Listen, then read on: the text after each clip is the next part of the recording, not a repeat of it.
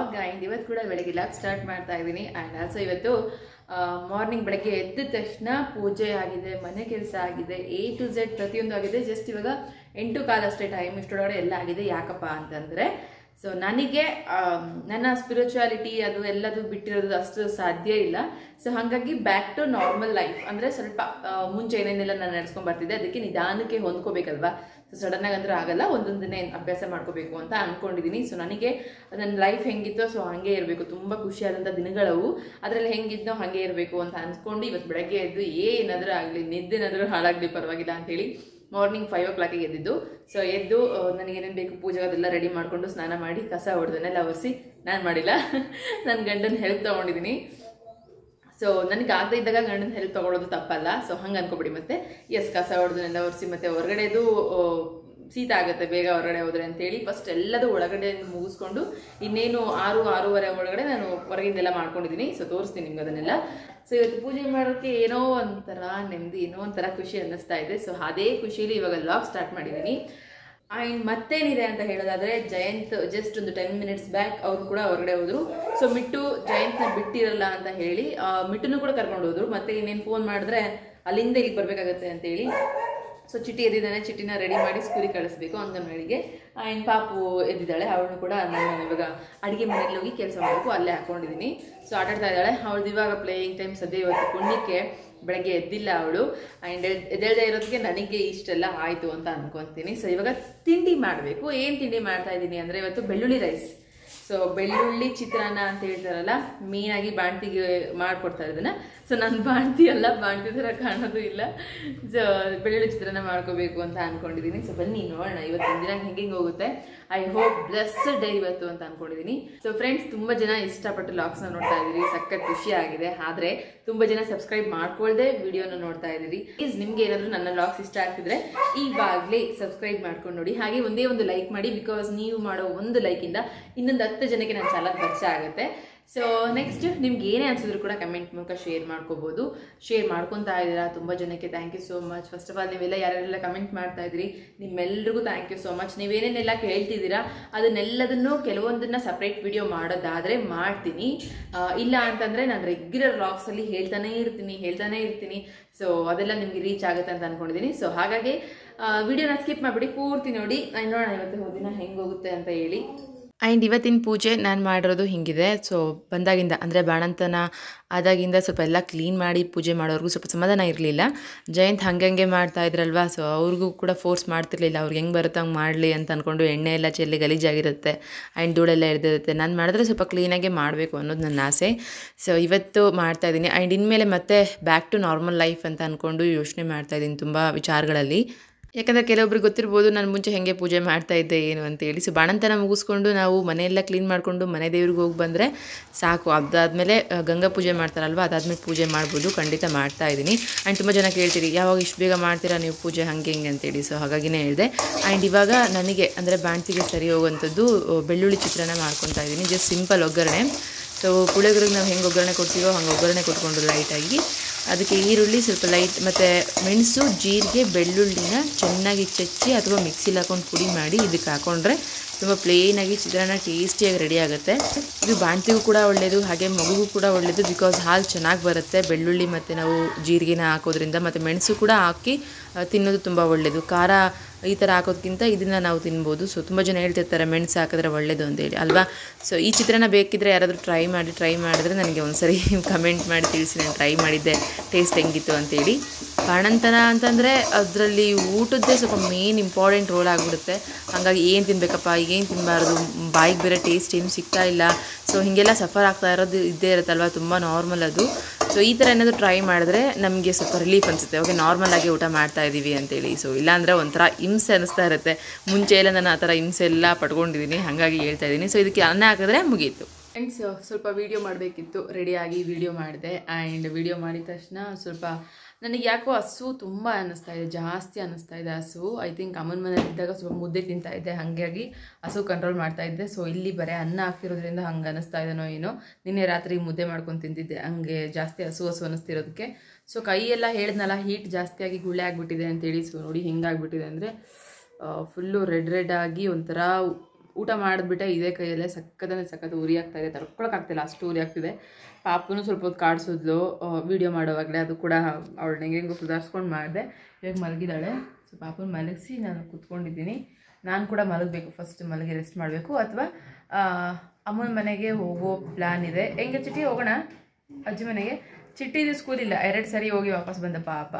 So ನೋಡಿ ಅವನು full ಸಂಪು ಇವತ್ತು. ಏನು ಮಾಡ್ತಿದ್ಯಾ ಹೇಳಿ ನೀನು, ನೀಟಾಗಿ ಹೇಳು, ಕ್ಲಿಯರಾಗಿ ಹೇಳು. ಲ್ಯಾಪ್ಟಾಪ್ ಅಲ್ಲದು ಲ್ಯಾಪ್ಟಾಪ್ ನೋಡ್ತಿದ್ದೀನಿ, ಅದು ಲ್ಯಾಪ್ಟಾಪ್ ನೋಡ್ತಿದ್ದೀನಿ ಅಂತಾನೆ. ಸೊ ಅಮ್ಮನ ಮನೆಗೆ ಆದರೆ ಹೋಗಬೇಕು, ಯಾಕಂದರೆ ಮಿಟ್ಟು ಕೂಡ ಜಯನ್ ಜೊತೆ ಹೋಗಿದ್ದಾರೆ, ಇನ್ನೂ ಬಂದಿಲ್ಲ ಅವರು. ಸೊ ನಾನು ಚಿಟ್ಟಿ ಪಾಪು ಅಷ್ಟೇ. ಮತ್ತು ಹೋಗೋದಾದರೆ ಮತ್ತು 3 ಹೋದರೆ ಇವತ್ತು ಸ್ನಾನ ಕೂಡ ಆಗುತ್ತೆ. ಮೊನ್ನೆ ಮಾಡಿಸಿದ್ದು, ನಿನ್ನೆ ಮಾಡಿಸಿಲ್ಲ ಪಾಪು ಸ್ನಾನ, ಇವತ್ತು ಮಾಡಿಸ್ಬೇಕು. ನಾವು 2 ದಿನಕ್ಕೊಮ್ಮೆ ಮಾಡಿಸ್ತೀವಿ. ಸೊ ಒಂದಿನ ಬಿಟ್ಟು ಒಂದಿನ. ಸೊ ಚಿಟ್ಟಿಗೆ ಸ್ವಲ್ಪ ಹಾಲು ಬಿಸ್ಕೆಟ್ ಬೇಕಂತೆ, ಹಂಗಾಗಿ ಅವನಿಗೆ ಕೊಡೋದಕ್ಕೆ ಹೋಗ್ತಾ ಇದ್ದೀನಿ. ಸೊ ನೋಡಿ ಕಳ್ಳ ಅವರಪ್ಪ ಇಲ್ಲ ಅಂತಂದರೆ ಇಂಡಿಪೆಂಡೆಂಟಾಗಿ ಲ್ಯಾಪ್ಟಾಪ್ ಹಾಕೊಂಡು ಕೂತ್ಕೊಂಡ್ಬಿಡ್ತಾನೆ ಅವನು. ಸೊ ಹಾಲು ಕೊಡಬೇಕಂತೆ, ಸ್ವಲ್ಪ ಹಾಲು ಬಿಸ್ಕೆಟು ಕೊಟ್ಟರೆ ಪಾಪ ತಿನ್ಕೋ ಅಂತ ಹೆಂಗೋ ಟೈಮ್ ಮಾಡ್ಕೊತಾನೆ. ಸೊ ಮ್ಯಾಗಿ ಮಾಡಿಕೊಡು ಅಂದ. ಮ್ಯಾಗಿ ಬೇಡಪ್ಪಜ್ಜಿ, ಊಟ ಮಾಡುವಂತೆ, ಆಮೇಲೆ ಬಿಸ್ಕೆಟ್ ತಿನ್ನು ಅಂತ ಹೇಳಿದ್ದಕ್ಕೆ ಬಿಸ್ಕೆಟ್ ಕೇಳಿದ್ದಾನೆ. ಹ್ಯಾಪಿ ಕೊಡ್ತಾ ಇದ್ದೀನಿ ಅವನಿಗೆ. ಇದೆ ಕೊಡ್ತಿದ್ದೀನಿ. ಇನ್ನು ಜಯ ಮತ್ತು ಮಿಟ್ಟು ಬಂದಾದಮೇಲೆ ಅವಳು ಅಲ್ಲೇ ಮಲ್ಕೊಂಡಿದ್ಲು ಗಾಡೀಲಿ ಅಂತ ಹೇಳಿ. ಸೊ ಬಂದು ನೆಲದ ಮೇಲೆ ಮಲ್ಕೋ, ಮಂಚದ ಮೇಲೆ ಹಾಕ್ತೀನಿ ಅಂತಂದರೆ ಅವಳು ಅಸ್ಸಲು ಇಳಿತಾ ಇಲ್ಲ, ತುಂಬ ಹಚ್ಕೊಂಡ್ಬಿಟ್ಟಿದ್ದಾಳೆ. ಅಮ್ಮನ ಮನೆಗೆ ಹೋದರೆ ಅಮ್ಮನ ಹತ್ರ ಹಿಂಗೆ ಮಾಡ್ತಾಳೆ, ನಮ್ಮ ಮನೆಗೆ ಬಂದರೆ ಅವ್ರ ಅಪ್ಪಾಜಿ ಹತ್ರ ಹಿಂಗೆ ಮಾಡ್ತಾಳೆ. ಜಯಂಗೆ ಬೇರೆ ಕೈ ನೋವಾಗಿದೆ, ಲಾಸ್ಟ್ ವ್ಲಾಗಲ್ಲಿ ಹೇಳಿದ್ದೆ, ಅದನ್ನೂ ಸರಿ ಹೋಗ್ತಾ ಇಲ್ಲ, ತುಂಬ ಓವರ್ ಆಗಿಬಿಟ್ಟಿದೆ, ಅದು ಯಾಕೋ ಗೊತ್ತಾಗ್ತಿಲ್ಲ. ಆ್ಯಂಡ್ ಅವರು ಕೂಡ ಟ್ಯಾಬ್ಲೆಟ್ಸ್ ತೊಗೊತಾನೆ ಇದ್ದಾರೆ. ಒಂದು ಸರಿ ಹೋಗಿ ಹಾಸ್ಪಿಟ್ಲಿಗೆ ಇಂಜೆಕ್ಷನ್ ಕೂಡ ಮಾಡಿಸ್ಕೊಂಬಂದ್ವಿ, ಬಟ್ ಸರಿ ಹೋಗ್ತಿಲ್ಲ ಅದು. ಸೊ ಸ್ಟ್ರೆಸ್ ಜಾಸ್ತಿ ಆಗಿ ಹಂಗೆ ಮಾಡ್ತಿದ್ದೇನೋ ಅಥವಾ ಕೈಯದು ನಿಜವಾಗ್ಲೂ ಹಿಡ್ಕೊಂಡ್ಬಿಟ್ಟಿದ್ದೇನೋ ಗೊತ್ತಾಗ್ತಿಲ್ಲ. ಅದರಲ್ಲೂ ಇವಳು ಟಾರ್ಚರ್ ಬೇರೆ ಸಖತ್ ಅತಿಯಾಗಿ ಆಗಿದೆ. ಸೊ ಹಾಗಾಗಿನೇ ನೀವು ಮನೆಗೆ ಹೋಗ್ಬಿಡ್ರಿ, ನನಗೆ ಇವತ್ತೊಂದು ದಿನ ರೆಸ್ಟ್ ಕೊಡ್ರಿ ಅಂತಂದೇಳಿ ಅವರು ತುಂಬ ಕೇಳ್ಕೊಂಡಿದ್ದಕ್ಕೆ ಮಕ್ಕಳನ್ನ ಕರ್ಕೊಂಡು ಅಮ್ಮನ ಮನೆಗೆ ಹೋಗಬೇಕು ಅಂತೇಳಿ ನಾನೇ ಡಿಸೈಡ್ ಮಾಡಿದೆ, ಇಲ್ಲಾಂದರೆ ಹೋಗ್ತಿರ್ಲಿಲ್ಲ. ಸೊ ಮನೇಲೇ ತುಂಬ ಕೆಲಸ ಇದೆ, ಇದ್ಬಿಡೋಣ ಇಲ್ಲೇ ಅಂತ ಅಂದ್ಕೊಂಡಿದ್ದೆ. ಸೊ ನೋಡಿ ಅವಳಿಗೆ ಏನಾದರೂ ಒಂದು ನೆಪ ಹೇಳಿ ಇವಾಗ ಹೋಗ್ತಾ ಇದ್ದಾರೆ, ಹಾಲು ತಂದು ಕೊಡ್ತೀನಿ ಅದು ಇದು ಅಂತೇಳಿ. ಆ್ಯಂಡ್ ಹೋದ್ವಿ ಅಮ್ಮನ ಮನೆಗೆ ಹೋಗಿ ಅಲ್ಲಿ 1 ಡೇ ಫುಲ್ಲು ರೆಸ್ಟ್ ಮಾಡಿ ನೆಕ್ಸ್ಟ್ ಡೇ ಸಂಜೆ ಬಂದಿದ್ದು. ನಾವು ಅಮ್ಮನ ಮನೆಗೆ ಹೋದರೆ ಸ್ವಲ್ಪ ಲೇಟಾಗೇ ಬರೋದು, ಏಕೆಂದರೆ ಅಲ್ಲಿ ಸ್ನಾನ ಮಾಡಿಸ್ಕೊಂಡು ಮತ್ತು ಅಲ್ಲಿದು ಏನಾದರೂ ಕೆಲಸ ಇತ್ತು ಅಂದರೆ ಮುಗಿಸ್ಕೊಂಡು ಸೊ ನಿಧಾನಕ್ಕೆ ಬರ್ತಾ ಇರ್ತೀವಿ. ಅದರಲ್ಲೂ ಚಿಟ್ಟಿ ಮಿಟ್ಟಿ ಸ್ವಲ್ಪ ಅಲ್ಲೋದ್ರೆ ತುಂಬ ಆಟಾಡ್ತಾ ಇರ್ತಾರೆ, ಅವ್ರನ್ನೂ ಕೂಡ ನಾವು ಬ್ರೇಕ್ ಡೌನ್ ಮಾಡೋಕ್ಕಾಗಲ್ಲ. ಹಾಗಾಗಿ ಸಂಜೆ ಹೊತ್ತೇ ಬರ್ತೀವಿ ಆದಷ್ಟು. ಮತ್ತು ಅದರಲ್ಲೂ ಬಿಸಿಲತ್ತು ಬಂದರೆ ಮಗು ಎತ್ಕೊಂಡು ಬಿಸಿಲಲ್ಲಿ ಹೋಗಬೇಡ ಅಂತಾರೆ. ಸೊ ಎಳೆ ಹೊತ್ತಲ್ಲಿ ಹೋಗು ಅನ್ನೋದಕ್ಕೆ ತುಂಬ ಲೇಟಾಗಿ ಬರ್ತೀವಿ. ಆ್ಯಂಡ್ ಬಂದಾದಮೇಲೆ ನಾನು ಫಸ್ಟ್ ಬಂದು ಮಾಡಿದ್ದೆ, ಸ್ನಾನ ಮಾಡಿದೆ, ಬಿಕಾಸ್ ಅಲ್ಲಿ ಮಾಡಿರಲಿಲ್ಲ, ಮಗುವಿಗೆ ಮಾಡಿಸ್ಕೊಂಡಿದ್ದೆ. ಆ್ಯಂಡ್ ಇವತ್ತು ಬೇರೆ ಉಣ್ವೆ, ಮತ್ತು ಇವಾಗ ಪೂಜೆ ಮಾಡಬೇಕು ಅಥವಾ ದೀಪ ಹಚ್ಚಬೇಕು, ಸಂಜೆ ಹೊತ್ತಾಯಿತು ಅಂತಂದಿದ್ದಕ್ಕೆ ಮತ್ತು ಸ್ನಾನ ಮಾಡಿಕೊಂಡೇ ಮಾಡ್ತೀನಿ ಅಂತೇಳಿ ಬಂದ ತಕ್ಷಣ ಪಾಪುನ ಹಾಲು ಕುಡ್ಸೋಕೆ ಹಾಕಿ ನಾನು ಹೋಗಿ ಸ್ನಾನ ಮಾಡಿದೆ. ಸೊ ಬಿಸಿ ನೀರಲ್ಲಿ ಎಷ್ಟು ಸಾಧ್ಯ ಆಗುತ್ತೋ ಅಷ್ಟು ಬಿಸಿ ನೀರಲ್ಲಿ ಸ್ನಾನ ಮಾಡಿದ್ದೀನಿ.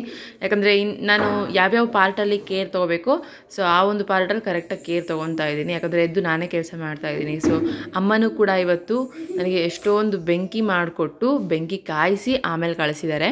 ಸೊ ಇದಕ್ಕೆ ಹೇಳಿದ್ದು ಸ್ವಲ್ಪ ಲೇಟ್ ಆಗುತ್ತೆ, ಆ ಕೆಲಸ ಈ ಕೆಲಸ ಇರುತ್ತೆ ಅಂಥೇಳಿ. ಸೊಂಟ ನೋವು ಬರುತ್ತೆ ಮುಂದೆ. ಆ್ಯಂಡ್ ನೀನು ಬೇರೆ ಇಷ್ಟು ಬೇಗ ಎದ್ದೆಲ್ಲ ಕೆಲಸ ಮಾಡ್ಕೊತಾ ಇದೆಯಾ, ಓಡಾಡ್ತೀಯಾ, ರೆಸ್ಟ್ ಮಾಡೋಲ್ಲ ಸರಿಯಾಗಿ ಅಂತೇಳಿ ಬೆಂಕಿ ಚೆನ್ನಾಗಿ ಮಾಡಿಕೊಟ್ಟು ಅದ್ರ ಮೇಲೆ ಮಂಚದ ಮೇಲೆ ಸ್ವಲ್ಪ ಮಲಗಿಸಿ ಹೆಂಗೋ ಒಂದು ಪೊಸಿಷನಲ್ಲಿ ನನ್ನ ಬೆನ್ನಿಗೆ ಮತ್ತು ಮೂಳೆಗಳಿಗೆಲ್ಲ ಚೆನ್ನಾಗಿ ಬೆಂಕಿ ತಗಲ್ಬೇಕು. ಸೊ ಆ ಥರ ಒಂದು ಪೊಸಿಷನಲ್ಲಿ ಮಲಗಿಸಿ ಚೆನ್ನಾಗಿ ಬೆಂಕಿ ಕಾಯಿಸಿ ಕಳಿಸಿದ್ರು.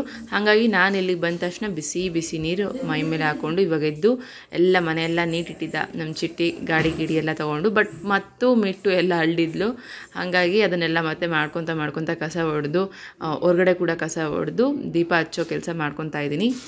ನಮಗೆ ಪ್ರಾಬ್ಲಮ್ ಏನಂತ ಅನಿಸಲ್ಲ ಇವ್ರ ಮೂವರನ್ನ ಮೇಂಟೈನ್ ಮಾಡೋಕ್ಕೆ, ಬಟ್ ನಮ್ಮ ಮಿಟ್ಟು ಸ್ವಲ್ಪ ಮೇಂಟೈನ್ ಮಾಡೋದು ಕಷ್ಟ, ಅವಳಿಗೇನೂ ಅರ್ಥ ಆಗಲ್ಲಲ್ಲ.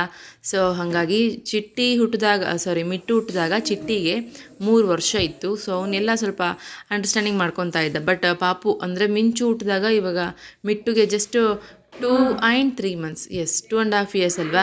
ಸೊ ಅವಳಿಗೆ ಸ್ವಲ್ಪ ಅಂಡರ್ಸ್ಟ್ಯಾಂಡಿಂಗ್ ಮಾಡ್ಕೊಳ್ಳೋದು ಕಷ್ಟ ಆಗುತ್ತೆ. ಇನ್ನೊಂದು 6 ತಿಂಗಳಾದರೆ ಮತ್ತೆ ಚೇಂಜ್ ಆಗಿಬಿಡ್ತಾರೆ ಮಕ್ಕಳು. ಸೊ ಹಾಗಾಗಿನೇ ನಾನು ಇದ್ರೆ ಇರಲಿ ಬಿಡು, ಹೋದರೆ ಹೋಗ್ಲಿ ಬಿಡು ಅಂತ ಅನ್ಕೊತಾ ಇರ್ತೀನಿ. ಬಟ್ ನಮ್ಮನ್ನು ಬಿಟ್ಟಿರಲ್ಲ, ಅಮ್ಮನ್ನು ಬಿಟ್ಟಿರಲ್ಲ, ಹಂಗೆ ಮಾಡ್ತಾಳೆ ಅವಳು. ಸೊ ಹೆಂಗೋ ಮ್ಯಾನೇಜ್ ಮಾಡಲೇಬೇಕಲ್ವಾ, ದಿನ ಹೆಂಗೆ ಹೋಗುತ್ತೋ ಹಂಗೆ ಕಳೆದ್ಬಿಟ್ರೆ ಫ್ಲೋ ಅಲ್ಲೊಂದು ಜೀವನನೇ ಹೋಗ್ಬಿಡುತ್ತೆ. ಸೊ ಹಂಗಾಗಿ ಏನು ಅನ್ಕೊತಾ ಇಲ್ಲ. ಅದರಲ್ಲೂ ಅವಳಿಗೆ ಊಟ ಮಾಡಿಸೋದು ಸ್ವಲ್ಪ ಕಷ್ಟ. ಅವಳು ಒಂದೇ ಸರಿ ಊಟ ಮಾಡಲ್ಲ. ನೋಡಿ ಎಂಥ ತರಲೆ ಕೆಲಸಗಳು ಮಾಡ್ತಿದ್ದಾರೆ. ಆನೆ ಆಡಿಸ್ತೀನಿ ಬಾ ಅಂತೇಳಿ ಅವಳೇ ಕರೀತಾಳೆ ಅವಳ ಅಣ್ಣನ. ಆ್ಯಕ್ಚುಲಿ ಅಣ್ಣ ಆಟ ಆಡಿಸ್ಬೇಕು, ಅವಳು ಆಟ ಆಡ್ತಾಳೆ. ಆ್ಯಂಡ್ ಯಾರೋ ಒಬ್ಬರು ಕಮೆಂಟ್ ಮಾಡಿದರು ನನಗೆ, ನಿಮ್ಮ ಮಕ್ಕಳ ಮೇಲಿರೋ ಪ್ರೀತಿ ನೀವು ಹೇಳ್ಕೊತೀರಿ, ಅದು ಯಾಕೋ ಓವರ್ ಅನಿಸುತ್ತೆ ಅಂತೇಳಿ.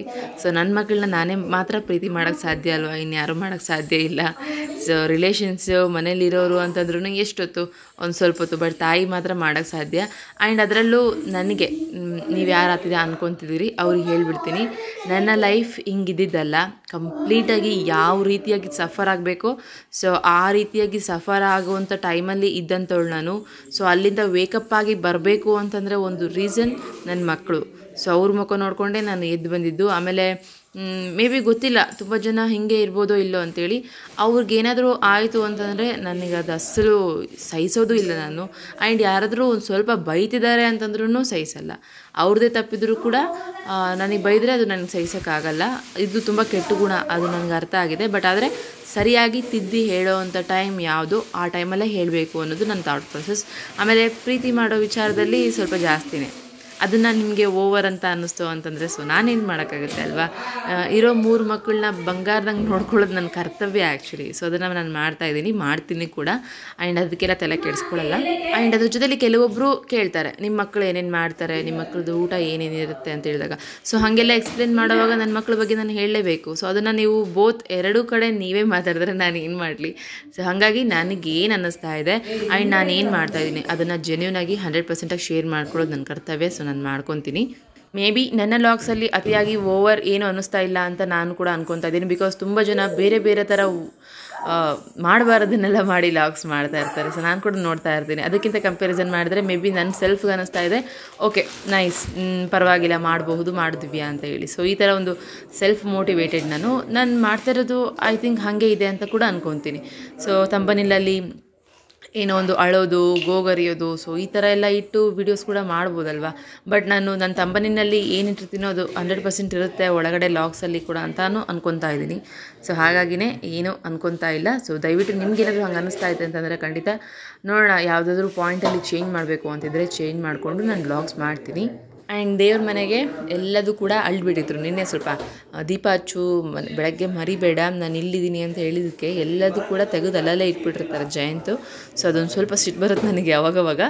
ಅದಕ್ಕೆ ಬಂದ ತಕ್ಷಣ ಇವಾಗ ಎಲ್ಲದೂ ಕೂಡ ಅಲ್ಲಲ್ಲೇ ತೆಗೆದಿಟ್ಟು ನಾನು ನೀಟ್ ಮಾಡಿ ಅದಾದಮೇಲೆ ಪೂಜೆಗೆ ಏನೇನೆಲ್ಲ ಬೇಕೋ ಫಸ್ಟ್ ಅದನ್ನೆಲ್ಲ ಜೋಡಿಸ್ಕೊಂಡು ಇಟ್ಕೊಂಡ್ಬಿಡ್ತೀನಿ. ಕರ್ಪೂರ ಆಗಿರ್ಬೋದು, ಲವಂಗ ಆಗಿರ್ಬೋದು, ಆ್ಯಂಡ್ ಊದಿನ ಕಡ್ಡಿ ಆಗಿರ್ಬೋದು, ಧೂಪ ಆಗಿರ್ಬೋದು, ಪ್ರತಿಯೊಂದು ನಾನು ಮುಂದೆ ಇಟ್ಕೊಂಡೆ ನಾನು ನೆಕ್ಸ್ಟ್ ದೀಪ ಹಚ್ಚೋದು. ಆ್ಯಂಡ್ ಇಲ್ಲಿ ದೀಪ ಹಚ್ಚಿ ಆಯಿತು, ಹಾಗೆ ಧೂಪ ಕೂಡ ಹಾಕಿದ್ದಾಯಿತು. ಆ್ಯಂಡ್ ದೆನ್ ನಾನು ಮಂತ್ರಗಳು ಹೇಳ್ಕೊತ ಕೂತ್ಕೊತೀನಿ. ಸೊ ಮಂತ್ರಗಳು is equal to meditation. So ಅಷ್ಟು ಪೀಸ್ಫುಲ್ ಆಗಿರುತ್ತೆ. ಆಮೇಲೆ ನನಗೆ ಗೊತ್ತಿರಲಿಲ್ಲ ಇಷ್ಟು ಪವರ್ಫುಲ್ ಇದೆನಾ ಇದು ಡಿವೈನಿಟಿ ಒಳಗಡೆಯಿಂದ ಅಂತೇಳಿ. ಸೊ ಯಾವಾಗ ನಾನು ಇದನ್ನೆಲ್ಲ ಅಭ್ಯಾಸ ಮಾಡಿಕೊಂಡೆ ನನ್ನ ಲೈಫು ಒಂದು ನೆಗೆಟಿವಿಟಿ ಅನ್ನೋದಕ್ಕಿಂತ ವರ್ಸ್ಟ್. ಸೊ ಅಲ್ಲಿಂದ ಒಂದು ಪಾಸಿಟಿವ್ ಆಗಿ, ಪೀಸ್ಫುಲ್ಲಾಗಿ, ಬ್ಯೂಟಿಫುಲ್ಲಾಗಿ, ಮೀನಿಂಗ್ಫುಲ್ಲಾಗಿ ಕನ್ವರ್ಟ್ ಆಗಲಿಕ್ಕೆ ಸ್ಟಾರ್ಟ್ ಆಯಿತು. ಕಂಪಲ್ಸರಿ ನಾನು ಪೂಜೆ ಮಾಡ್ತಾ ಇದ್ದೀನಿ ಅಂತಂದರೆ ಅಲ್ಲಿ ನನಗೆ ಇಷ್ಟವಾದ ಮಂತ್ರಗಳು ಹೇಳಿನೇ ನಾನು ಎದ್ದೇಳೋದು. ಪ್ರತಿಫಲ ಕೂಡ ನನಗೆ ಹಾಗೆ ಅದು ಆಗ್ತಾ ಇರುತ್ತೆ. ಸೊ ಅದು ಗೊತ್ತಿಲ್ಲ, ಅದು ಪಾಸಿಟಿವ್ ಆಗಿ ನಾವು ಯೋಚನೆ ಮಾಡಿದ್ರೆ ಪಾಸಿಟಿವ್ ರಿಸಲ್ಟ್ಸ್ ಬರುತ್ತೆ ಅಂತಾರಲ್ಲ. ಸೊ ಹಾಗೆ ತುಂಬ ಆರೋಗ್ಯವಾಗಿರಬೇಕು ಅಂತಂದರೆ ನಾವು ಯಾವ ರೀತಿಯಾಗಿ ದೇಹನ ನೋಡ್ಕೊತೀವೋ ಅದೇ ರೀತಿಯಾಗಿ ಮೈಂಡ್ನೂ ಕೂಡ ನೋಡ್ಕೋಬೇಕು. ಸೊ ಮೈಂಡಿಗೆ ನೋಡ್ಕೋಬೇಕು ಅಂದರೆ ನಮ್ಗೆ ಯಾವುದು ಇಷ್ಟ ಆಗುತ್ತೆ ಆ್ಯಂಡ್ ಯಾವುದು ಪೀಸ್ಫುಲ್ ಅನಿಸುತ್ತೆ ಸೊ ಆ ಕೆಲಸ ಮಾಡೋದ್ರಲ್ಲಿ ತಪ್ಪೇ ಇಲ್ಲ, ಖಂಡಿತ ನಾವು ಮಾಡ್ಬೋದು. ಪೂಜೆ ಮಾಡಿ ಅಡುಗೆ ಕಡೆ ನೋಡ್ಕೊಳ್ಳೋಣ ಅಂತ ಬಂದಾಗ ಇವಾಗ ಸಾಂಬಾರಿದೆ ಆಲ್ರೆಡಿ. ಸೊ ಸಾಂಬಾರು ಇದ್ದಿದ್ದಕ್ಕೆ ಅದು ಜಯಂತ್ ಎಲ್ಲ ಕುದಿಸಿಟ್ಟಿದ್ರು ಬೆಳಗ್ಗೆ ಮಾಡ್ಕೊಂಡಿರೋದು ಅಂತೇಳಿ ಜಸ್ಟ್ ಅನ್ನ ಮಾಡ್ಕೊತಾ ಇದ್ದೀನಿ. ಸೊ ನೋಡಿ ಮ್ಯಾಗಿ ಎಲ್ಲ ಮಾಡ್ಕೊಂಡು ಹಾಗಂಗೆ ಬಿಟ್ಟು ಹೋಗ್ಬಿಟ್ಟಿದ್ದಾರೆ. ಸಾಧ್ಯ ಆದರೆ ಇದನ್ನು ರಾತ್ರಿನೇ ಕ್ಲೀನ್ ಮಾಡ್ಕೋಬೇಕು, ಇಲ್ಲ ಅಂತಂದರೆ ಬೆಳಗ್ಗೆ. ಆಲ್ಮೋಸ್ಟ್ ನನಗೆ ಯಾವುದು ಸ್ಟ್ರೆಸ್ ಅನಿಸುತ್ತೆ, ಯಾವುದು ಮಾಡ್ಕೊಳಕ್ಕಾಗ್ತಿಲ್ಲ ಆ ಕೆಲಸನ ಸ್ಕಿಪ್ ಮಾಡಿ ನೆಕ್ಸ್ಟ್ ಇನ್ನೊಂದು ಕೆಲಸ ಮಾಡ್ಕೊತಾ ಇರ್ತೀನಿ. ಅದನ್ನು ಮತ್ತೆ ಬಂದು ಬೇರೆ ಟೈಮಲ್ಲಿ ಮಾಡ್ಕೊತೀನಿ. ಹೀಗೆ ಎಲ್ಲದು ಇದೇ ಟೈಮಿಂಗ್ಸಿಗೆ ಆಗಬೇಕು, ಎಲ್ಲದೂ ಹೀಗೆ ಆಗಬೇಕು, ಕ್ಲೀನ್ ಆಗಿಬಿಡ್ಬೇಕು ಅಂತಂದರೆ ಸೊ ನಂದು ಆ ಟೈಮಿಂಗ್ಸ್ ಅಲ್ವಾ. ನಮ್ಮ ಬಾಡಿಗೆ ನಾವು ಆ ಥರ ಯಾವತ್ತೂ ಫೋರ್ಸ್ ಮಾಡಬಾರ್ದು ಅಂತ ನನಗೆ. ಆ್ಯಂಡ್ ನೆಕ್ಸ್ಟ್ ಇನ್ನೊಂದು 4-5 ತಿಂಗಳಾಗುತ್ತಲ್ವ ಪಾಪುಗೆ, ಆವಾಗ ಟೈಮ್ ಟು ಟೈಮ್ ಎದ್ದು ಮಾಡ್ಕೊಳ್ಳೋಣ ಆ್ಯಂಡ್ ಎಲ್ಲ ಕ್ಲೀನ್ ಮಾಡಿಟ್ಟು ಮಾಡ್ಕೊಳ್ಳೋಣ ಈ ಥರ ಎಲ್ಲ ಅನ್ಕೊತಿದ್ದೀನಿ. ಇವಾಗ ನಾನು ಏನು ಅಂದ್ಕೊಂಡ್ರು ಕೂಡ ಅದು ಆಲ್ಮೋಸ್ಟ್ ರೀಚ್ ಆಗೋದು ಸ್ವಲ್ಪ ಡೌಟ್. ಪಾಪು ಯಾವ ಟೈಮಿಂಗ್ಸಲ್ಲಿ ಎದ್ದಿರ್ತಾಳೆ, ಯಾವ ಟೈಮಿಂಗ್ಸಲ್ಲಿ ಕಾಡಿಸ್ತಾಳೆ, ಅವಳಿಗೆ ಯಾವಾಗ ನಾನು ಆಟ ಆಡಿಸ್ಬೇಕು, ಅವಳನ್ನ ಯಾವಾಗ ನಾನು ತೃಪ್ತಿ ಮಾಡಬೇಕು. ಸೊ ಇದೆಲ್ಲ ಫಸ್ಟ್ ನೋಡ್ಕೊತೀನಿ, ಅದಾದಮೇಲೆ ಬಟ್ ಕೆಲಸ ಮತ್ತು ಅಡುಗೆ ಅನ್ನೋ ವಿಚಾರದಲ್ಲಿ ಫಸ್ಟ್ ಅಡುಗೆ ರೆಡಿ ಮಾಡ್ಕೊಂಡ್ಬಿಡ್ತೀನಿ. ಹೊಟ್ಟೆ ಒಂದು ತಣ್ಣಗಿದ್ರೆ ಆರಾಮ್ ನಾವು ಮಾಡ್ಕೊಬೋದು. ಸೊ ಹಾಗೆ ಮತ್ತು ಅದರಲ್ಲೂ ಊಟಕ್ಕೆ ಸ್ವಲ್ಪ ಹಸು ತಡ್ಕೊಳಕ್ಕಾಗಲ್ಲ ನನಗೆ, ಹಾಲು ಬೇರೆ ಕುಡಿಸ್ತಾ ಇರ್ತೀವಲ್ಲ. ಸೊ ಎಲ್ಲ ಮದರ್ಸ್ಗೂ ಅಷ್ಟೇ, ಹಾಲು ಕುಡಿಸೋರಿಗೆ ಹಸು ತಡ್ಕೊಳಕ್ಕಾಗಲ್ಲ, ಅವ್ರಿಗೇನಾದರೂ ಬೇಕೇ ಬೇಕು. ಸೊ ಹಾಗೆ ಇಲ್ಲ ಅಂತಂದರೆ ಹೊಟ್ಟೆ ತುಂಬ ಖಾಲಿ ಅನ್ನಿಸ್ತಾ ಇರುತ್ತೆ. ನನಗಂತೂ ತುಂಬ ಫೀಲ್ ಆಗ್ತಾ ಇದೆ ಇತ್ತೀಚೆಗೆ. ಮೇ ಬಿ ಪ್ರೋಟೀನ್ ನಾನು ತುಂಬ ಕಡಿಮೆ ಕೊಡ್ತಾ ಇದ್ದೀನಿ ಅಂತ ಅನ್ಕೊತೀನಿ. ಊಟದಲ್ಲಿ ಫೈಬರು ಮತ್ತು ಪ್ರೋಟೀನು ಕಡಿಮೆ ಅನಿಸಿದ್ರೆ ಮಾತ್ರ ನಮ್ಗೆ ಹಂಗೆ ಹಸು ಅನಿಸೋದು. ಸೊ ನೋಡೋಣ, ನೆಕ್ಸ್ಟ್ ತರಕಾರಿನ ಇನ್ನೂ ಸ್ವಲ್ಪ ಆ್ಯಡ್ ಮಾಡ್ತೀನಿ. ಇಲ್ಲಿಗೆ ಬಂದಾಗಿನ ತರಕಾರಿ ಅದು ಇದು ತಿಂತಾಯಿದ್ದೀನಿ, ಬಟ್ ಇನ್ನೂ ಕಡಿಮೆ ಅನ್ನಿಸ್ತಾ ಇದೆ ನನ್ನ ಬಾಡಿಗೆ, ಅಂದರೆ ಇನ್ನಷ್ಟು ಸ್ವಲ್ಪ ಬೇಕಾಗಿದೆ ಅಲ್ವಾ. ಸೊ ತರಕಾರಿನ ಮತ್ತು ಹಣ್ಣು ಮತ್ತು ಫೈಬರ್ ಇರುವಂಥ ತರಕಾರಿ, ಸೊಪ್ಪು, ಸೊ ಇದೆಲ್ಲದನ್ನು ಆಮೇಲೆ ರೆಸಿಪೀಸ್ ಆಗಿರ್ಬೋದು, ಸಲಾಡ್ಸ್ ಆಗಿರ್ಬೋದು, ಅದನ್ನು ಆ್ಯಡ್ ಮಾಡೋಣ ಅಂತ ಅಂದ್ಕೊಂಡಿದ್ದೀನಿ. ಯಾಕಂದರೆ ಅಷ್ಟು ತಡ್ಕೊಳಕ್ಕೆ ಆಗ್ತಿಲ್ಲ ನನಗೆ. ಅದರಲ್ಲೂ ಅಮ್ಮನ ಮನೆಗೆ ಹೋಗಿದ್ನಲ್ಲ, ಅವಾಗೊಂದು ಸಿರಪ್ ಬೇರೆ ತರಿಸ್ಕೊಂಡಿದ್ದೀನಿ. ಯಾಕೋ ತುಂಬ ಹಸು ಅನ್ನಿಸ್ತಾ ಇದೆ, ನಿಶಕ್ತಿ ಅನ್ನಿಸ್ತಾ ಇದೆ ನನಗೆ ಅಂತೇಳಿ ಒಂದು ಸಿರಪ್ ಕೂಡ ತರಿಸ್ಕೊಂಡಿದ್ದೀನಿ. ಆ್ಯಂಡ್ ಈ ಟೈಮಲ್ಲಿ ಆ್ಯಕ್ಚುಲಿ ನಮ್ಮ ಬಾಡಿಗೆ ರಿಕವರ್ ಬೇಕೇ ಬೇಕು. ಸೊ ರಿಕವರ್ ಆಗಲಿಕ್ಕೆ ಆ್ಯಂಡ್ ಒಳಗಡೆಯಿಂದ ಹೀಲಿಂಗ್ ಆಗಲಿಕ್ಕೆ ಏನೇನೆಲ್ಲ ಮಾಡಬೇಕು ಅದನ್ನು ಮಾಡೋದ್ರಲ್ಲಿ ತಪ್ಪಿಲ್ಲ. ಸೊ ಮಾಡಬೇಕು. ಆ್ಯಂಡ್ ಈಗ ಅನ್ನಕ್ಕೆ ಇಟ್ಕೊಂಡ್ರೆ ಮುಗೀತು, ಊಟದ್ದು ಕಂಪ್ಲೀಟ್ ಆದಂಗೆ. ಆ್ಯಂಡ್ ನೆಕ್ಸ್ಟು ಅವರಿಬ್ರಿಗೂ ಅಂದರೆ ಚಿಟ್ಟಿಗೆ ಇತ್ತೀಚೆಗೆ ಊಟಕ್ಕೆ ಹಾಕ್ಕೊಡ್ತಾ ಇದ್ದೀನಿ. ಅವನಿಗೆ ಕಲಿಸ್ಕೊಟ್ಟು ಅವನಿಗೆ ಊಟ ಮಾಡೋಕ್ಕೆ ಬಿಡ್ತೀನಿ. ಆ್ಯಂಡ್ ಮಿಟ್ಟಿಗೂ ಕೂಡ ಅದನ್ನೇ ಅಭ್ಯಾಸ ಮಾಡಿಸ್ಬೇಕು ಅಂತಲೂ ಅಂದ್ಕೊಂಡಿದ್ದೀನಿ. ಒಂದು ಸ್ವಲ್ಪ ಹಾಕಿ ನಿನ್ನ ತಟ್ಟೆ ಇದು ಅಂತ ಹೇಳಿ ಇಟ್ಬಿಡ್ತೀನಿ. ಆ್ಯಂಡ್ ಏನು ಗೊತ್ತಾ, ನಾನು ಪ್ರತಿ ಸರಿ ಕೆಲಸ ಮಾಡುವಾಗ, ಪ್ರತಿ ಸರಿ ಅಡುಗೆ ಮಾಡುವಾಗ ಇದೊಂದು ರೋಟೀನ್. ಒಂದು ಸ್ವಲ್ಪ ಅವಳು ಸೌಂಡ್ ಬಂತು ಅಂತಂದರೆ ಓಡೋಗಿ ನೋಡ್ಕೊಂಡು ಬಂದುಬಿಡ್ತೀನಿ.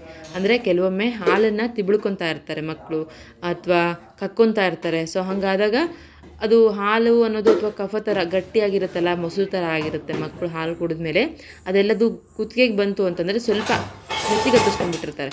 ಆವಾಗ ಅವರಿಗೆ ತಿರ್ಕೊಳಕ್ಕಾಗಲ್ಲ. ಹಂಗಾಗಿ ಹತ್ರ ಇರಬೇಕು. ಬಟ್ ಹತ್ರ ಇಲ್ಲಿ ನಾನು ಈ ಥರ ಕೆಲಸಕ್ಕೆ ದೂರ ಇರ್ತೀನಲ್ಲ, ಅಂತ ಸೌಂಡ್ ಬಂದಿದ ತಕ್ಷಣ ಓಡೋಗ್ತಾ ಇರ್ತೀನಿ. ಕೆಲವೊಮ್ಮೆ ಅವಳೊಬ್ಬಳೇ ಎಲ್ಲದೂ ಕೂಡ ತಿಬ್ಳುಕೊತಾ ಇರ್ತಾಳೆ.